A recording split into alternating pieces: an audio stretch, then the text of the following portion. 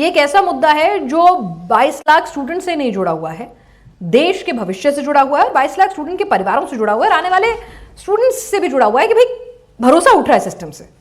तो यहां पर जो राहुल गांधी की डिमांड है, बहुत सारी चीजों में ठीक है, उनकी आलोचना भी होती है, सवाल भी होते हैं, यहां पर जो जिम्मेदारी है वो कहीं ना कहीं तय तो होगी ना सर, कोई तो जिम्मेदारी लेगा ना, कि ओनर्स कोई तो लेगा। पिनाज जी, आपने ठीक कहा, और सिर्फ 22 लाख बच्चों के साथ नहीं, उनके परिवार के साथ नहीं, बल्कि आगे आने वाली जो जिस तरीके से बनने वाले डॉक्टर हैं उनका क्या भविष्य होगा वो भी जुड़े हुए हैं। हाँ। इसलिए ये आज का मसला नहीं है, ये आगे आने वाली पीढ़ियों तक का मसला है। बिल्कुल। इसलिए इसमें कहीं किसी तरीके की कोताही नहीं बरती जानी चाहिए, इसमें मैं 10%। लेकिन और जिस दिन शिक्षा मंत्री की प्रेस कॉन्फ्रेंस हुई उसके पहले मेरे मन में भी बहुत ज़बरदस्त ये था कि ये क्या हो रहा है, ये लगातार इस तरीके से अगर पेपर लीक, लेकिन उन्होंने जिस तरीके से जिम्मेदारी लेकर और सीबीआई ने 9 गिरफ्तारियां की हैं और उस व्यक्ति तक पहुंच गए जहां से लीक हुआ है।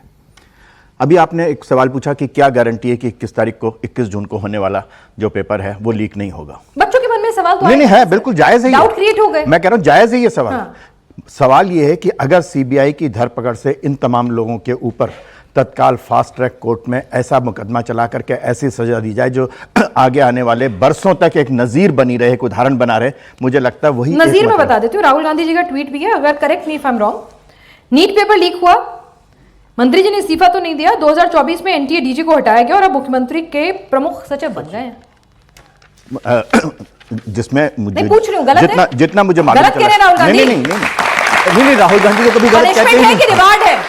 नहीं, सवाल ये नहीं है, सवाल सिर्फ एक सरकार का नहीं है, सवाल पूरे व्यवस्था का है। अभी जो मौजूदा सरकार है, अगर उसकी तारीफ करते हैं तो आलोचना भी करेंगे ना सर? नहीं, क्यों नहीं करें, करनी चाहिए, बिल्कुल करनी चाहिए भाई। अगर एक मंत्री कुछ अच्छा करता है एजुकेशन सिस्टम में तो तालियां बजती हैं। कह रहा हूं, अगर गलत करेगा तो इस्तीफा मांगा जाना चाहिए कि नहीं मांगा जाना चाहिए? मैं तो कह रहा हूं इस बात के लिए।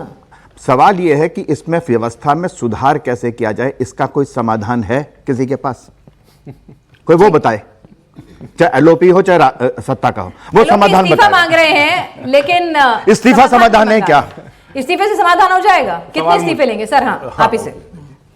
आज बड़ी आश्चर्य की बात है पिनाक जी कि भारतीय जनता पार्टी के जो हमारे विद्वान प्रवक्ता हैं उन्होंने कम से कम विपक्ष पे आरोप नहीं लगाया। ये बहुत बड़ी बात है। देखिए, धर्मेंद्र प्रधान जो हमारे एजुकेशन मिनिस्टर हैं, जिनके को पूरा दायित्व है हमारे युवा पीढ़ी का, उन्होंने प्रेस कॉन्फ्रेंस की बात की, छूटते ही उन्होंने झूठ बोल दिया कि राधा कृष्णन कमेटी की जितनी भी गाइडलाइंस थी हमने उसको फॉलो किया, जबकि 2025 में राधा कृष्णन कमेटी ने रेकमेंड किया था कि अब सीबीटी के अंतर्गत परीक्षाएं होंगी, लीकेज बंद हो जाएगी। कंप्यूटर बेस्ड टेस्ट, क्या भारतीय जनता पार्टी ने उसको फॉलो किया? नहीं किया।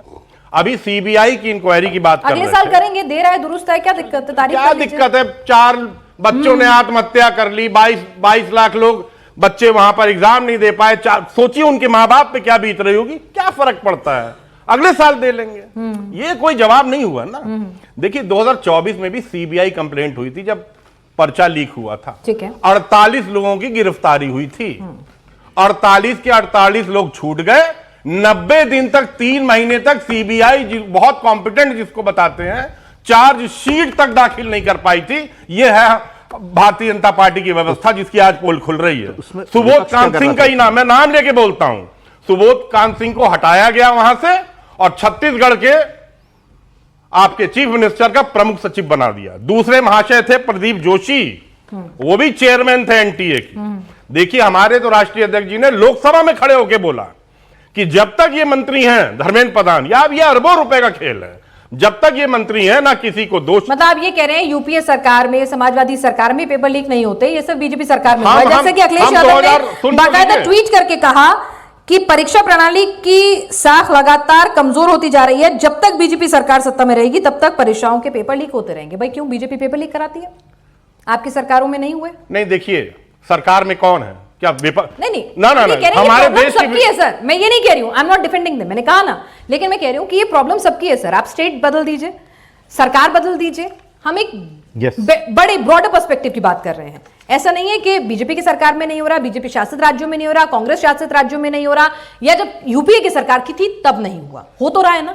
देखिए, मैं समाजवादी पार्टी के प्रवक्ता हूं, समाजवादी पार्टी की बात करता हूं। जितने हमारे युवा यहां बैठे हुए हैं, 2012 से 17 तक हमारी पार्टी की सरकार उत्तर प्रदेश में रही, अनेक परीक्षा हुई, क्या एक भी पर्चा लीक हुआ? आप बता दीजिए, अगर हुआ हो तो बताइए। बिल्कुल नहीं हुआ। और पूरा का देखिए पूरा एग्जाम ही कैंसिल हो गया, पूरा का पूरा प्रोफेसर ही रद्द हो गए। सफा परीक्षा सफा, सफा नहीं, परीक्षा ही सफा हो गई। सपा ने सफा कर दिया। बताइए ना। जाति विशेष के छुपिए सारे ना, देखिए, पुलिस में छुपिए भर्ती मत। के लिस्ट देखी ये गई, कोई एक जवाब ही नहीं जाति हुआ। के सारे एक लोग मैं चुने गए। विनाश जी किसी वो के बीच में परीक्षा बोलता कैंसिल नहीं। की गई अलग, मैं किसी के कोर्ट बीच- ने डिमोट किया अलग, एनटीए कोर्ट ने 2 बार कैंसिल जो किया है एग्जाम। फिनाज जी, एनटीए जो है वो एक एनजीओ है, उसमें आप देख लीजिए सारे आरएसएस और भारतीय जनता पार्टी के लोग बैठे हुए हैं, और कौन है, वही ये सारी व्यवस्था चला रहे हैं।